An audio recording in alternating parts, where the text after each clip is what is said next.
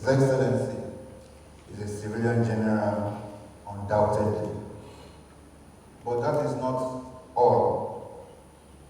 Ladies and gentlemen, permit me to quote from His Excellency, the Vice President of the Federal Republic of Nigeria, Senator Kashim Shettima, Grand Commander of the Order of the Nation, who said, and I quote, "Governor Zulum's problem is not money. I appointed him rector, Borno State College of Agriculture. He did not build a house for himself. I appointed him commissioner and allocated 20 billion naira to construct houses for internally displaced persons. Zulum did not build his house, but was still staying in his family house in Maiduguri. I was so shocked that I paid him an unscheduled visit only to confirm it was true. I made up my mind that he was going to succeed me." End of quote. That statement is an embodiment of who our guest lecturer for this morning is, in terms of his character, in terms of his integrity, in terms of what he has meant to the government, to the people of Borno State since he has assumed office. So, here we have a true leader, not just somebody in position of authority. During his lecture, he must have been able to glean the differences, the nuances between the concept of authority and leadership. And that also was seen from the way His Excellency answered the question posed by the member of faculty about what constitutes bad governance and poor leadership. Now, here's someone that truly cares about the plight of his people and a leader that truly leads from the front.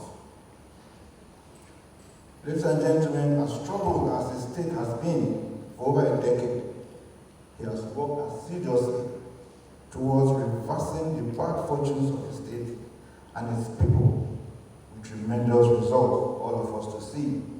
Those of us in Nigeria know that this is very true. It is not just mere figures that he has been able to return peace to over 85% of the state. Now, there is no ambiguity in the fact that Nigeria has leadership problems.